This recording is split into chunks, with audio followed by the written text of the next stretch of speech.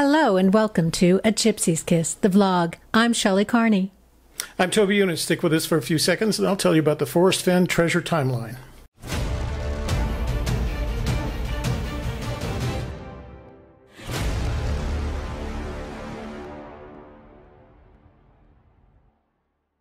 Okay, the Forrest Fenn treasure timeline. So we're not going to include apparently his early years. No, I think the treasure timeline actually begins when he arrives in Santa Fe in 1972. That is not to discount the importance of his service in the Air Force. And it is also not intended to discount the importance of the time that he describes very well in The Thrill of the Chase and a little bit more in Too Far to Walk. Mm-hmm. So this very much focuses on what our perception of what is actually the treasure timeline. So we have from 1972 to 2017, which is encompassing 45 years. Yep. And all of those years he lived in Santa Fe. That's correct. Mm-hmm. So I've broken it up into 5 era, I think is probably the best way to describe it. The first era from 72 to 78 I would call business building. That's when he, arriving in Santa Fe and building the Fenn Gallery business. 78 to 88 was his wealth building period. That's where he was making the most money, sometimes as much as $6 million a year in acting as an agent for some world famous artists and some artifacts vendors, some of course his own artifacts. From 1988 to 2001, he disappears from the news effectively. That doesn't mean he isn't busy, but I call those the quiet years.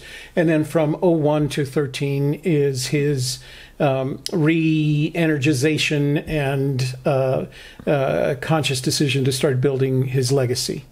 And then from 2013, after he publishes Too Far to Walk, my expectation is that the likelihood of him publishing another book, that would have happened in 2016 because he published a book starting in 2001 every 3 years. So I think he's kind of in a retirement phase. So here's a little bit more detail. I'm going to run you through these real quick. And you, of course, have done all the research on these so you can fill in the blanks. So 1972, let's start with the 1972 business building. In 1972, Fenn moves to Santa Fe with some cash, and he opens the Fenn Aerosmith Gallery. Well, it's actually Aerosmith Fenn Gallery. Aerosmith Fenn Gallery. Because Rex Aerosmith already had a trading post business. In Santa Fe? Yeah. And so they partnered up. They partnered up. Each providing a certain amount of cash and a certain amount of what effectively are trade goods. Inventory. Yeah, inventory. Sure. So that's how they agreed. And he opened it on Thanksgiving Day. It wasn't immediately successful, but they already had a prospective clientele because Aerosmith was pretty well known. And Thanksgiving Day in Santa Fe is not really a big tourist season time of year. So, yeah. Yeah. In 1973, early 1973, he buys out Aerosmith by agreement, and evidently Aerosmith wanted to do other things rather than focus on the gallery. Right. But again, it gave Fenn the opportunity to start building his business. In 1978, the first of those difficult years for Fenn, his brother Skippy dies in a scuba diving accident. And he's found in 60 feet of water with his weight belts, his lead weight belts still on. Fenn doesn't talk much about it, except that, of course, it occurred. So then... Can we go back a bit? Yeah, sure. Okay, so in the late 70s, from about 75 through about 80, Fenn was working on a project to bring together the Russian artists and the American artists and to do a cooperative show, exhibition. He brought, in 1976, he brought many paintings from Russian artists into his gallery to show them. He also, after that showing, he took them out on the road. Notably, he went to Seattle and Cody, Wyoming with that exhibition. So he was in Cody, Wyoming as early as the late 1970s. Wow. Yeah. Not that he wasn't a big fan of Wyoming. Of course, you know, he had grown up, spent his summers in Yellowstone, but I hadn't heard the Cody mentioned prior to that time. But he must have done work with the museums in Cody because that's where he would have shown that work. The Russian-American cooperative. Interesting. So in 1978 begins a period of what I'd call wealth building, where he was adding as much as $6 million a year to his income. And it really was about wealth building. That's primarily when he started doing business with the celebrities, et cetera, et cetera. So. Right. Well, he had those 3 homes that were part of his gallery, and he created one especially beautiful home with full of art and antiquities and just a beautifully appointed basically, it was a small house, and whenever politicians or celebrities would come to town, he would pick them up in a limo and take them there and house them free of charge. And, of course, everything was for sale. So if they fell in love with something, they could buy it. Right off the walls of the home that they were staying in. The home they were staying Smart in, marketing. Or the gallery. Any way you right look at it, next to small right. for a guy that wasn't college educated, he had a lot of street smarts and smarts. And, it's just like social media today. When somebody important who's in the news a lot purchases, paintings or artifacts from you, it gets mentioned in the news. And so you get that extra fame that goes along with it. For instance, Robert Redford bought many of Eric Sloane's paintings from Forrest Fenn during that time. Oh, no wonder he's partial to Robert Redford. So, 1981, Fenn publishes his first book. Prior to this, he had published some brochures for the gallery, but he publishes his first real live book on artist Leon Gaspard. In 1983, he publishes The Beat of the Drum, and this was probably the most, up till this point, the most significant work of research. Although he held Sharp's paintings in his galleries, this one was a pretty good book, well-researched book on Joseph Henry Sharp in 1983. In 1987, another difficult time for Fenn. His father, Marvin, dies, and he was very close and loved very much his father. He talks about him, of course, a lot in both books, The Thrill of the Chase and Too Far to Walk.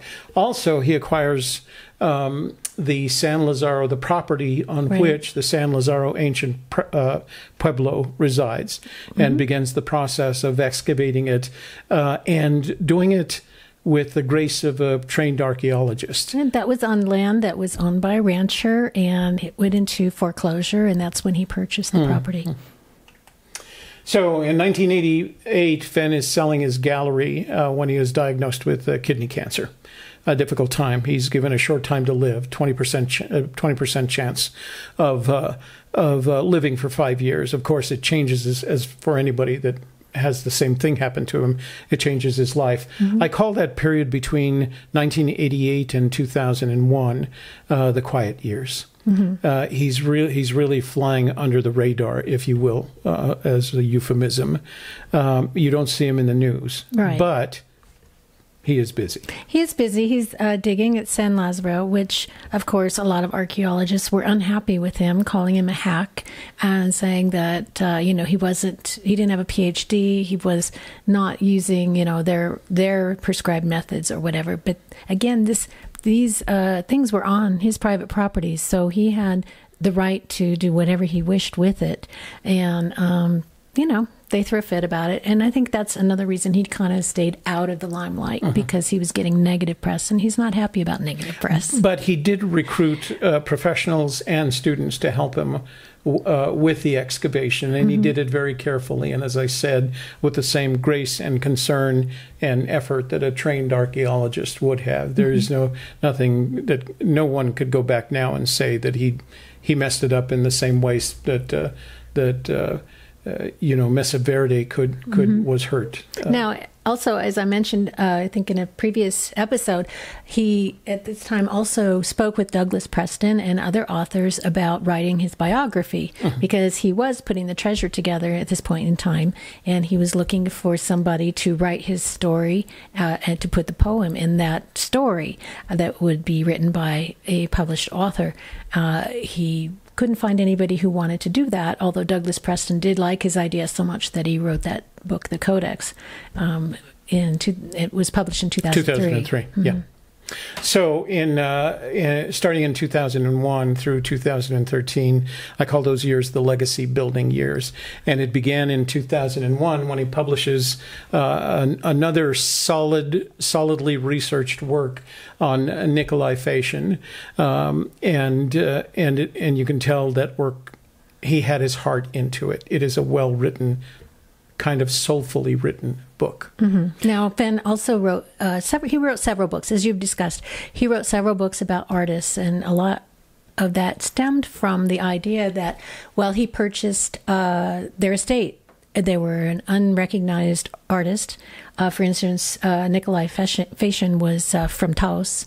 He purchased the estate, and then he had all of the effects, so he could write the book, which in turn created more of a fervor for his art, so that the prices went up. Well, and it wasn't a book just written in this case to raise the prices. As you said, he had acquired his estate, and so he had all this additional information. Fashin, like most European artists, had documented his career in writing, and so he had all those materials. So the book turns out to be a really, really great book. Then also in 2002, Fenn sells his Piper Malibu Mirage aircraft for $700,000. The check bounces, but he later gets the $700,000 by a wire transfer. It was a friendly transaction, and the FAA approves the transaction in 2003. And he lets his private pilot license expire. Claiming that he didn't want to deal with the new rules that the FAA after 9/11 had put into place. But they weren't that different. I think he just let it expire. In 2003, Fenn shows up for the first time on the list of board of directors of the Buffalo Bill Center for the West in Cody, Wyoming. Now, at that time, it was the Buffalo Bill Museum. It changed its name in a couple of years later, but he shows up in their annual report as on the board of trustees. Board of trustees, not board of directors. In 2004, he publishes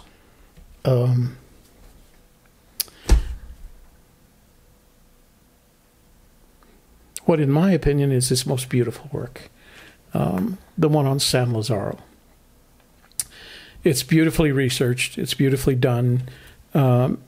It's written in concert with several professionals, but it really is, in my opinion, it really is his seminal work. It is the work that will stand the tests of archaeological and anthropological time. In 2007, he's really busy. Now, starting in 2001, there's a very interesting pattern. Every 3 years, 2001, 2004, 2007, 2010, 2013, he publishes a book. And that's why I called that the legacy building year. He's really busy with the early American Indian dolls and the children who played with them. The $17 a square inch, his personal tribute to his friend and business partner, effectively, Eric Sloan. And then he writes Teepee Smoke, and it's a rework of his book on Joseph Henry Sharp. And again, it has a little bit more research into it. And he's publishing himself with One Horse Land and Cattle Company. Right, with his friend Charmé. By that time, they have formed the One Horse Land and Cattle Company, and publishing under their own name. And I don't think he ever expected to sell a lot of books. He certainly has sold far more than he expected as a result of The Thrill of the Chase. But I don't think he expected to sell a lot of them, and I don't think he cared whether or not he sold a lot of them. He just wanted to publish, and he did a great job. There is no book that I've seen of Fenn's that I would call low quality. They're all high quality publications. In 2009, the feds raid his home.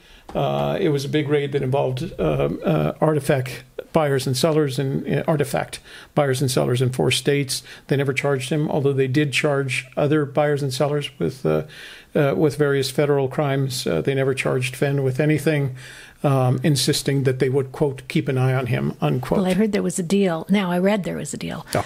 That he turned over a Kachina mask, and he didn't sue them for having a falsified warrant or something of this nature. Now, I could research that further, but that's what I read in an article recently. And so it was kind of a bad on both ends kind of a deal. Huh.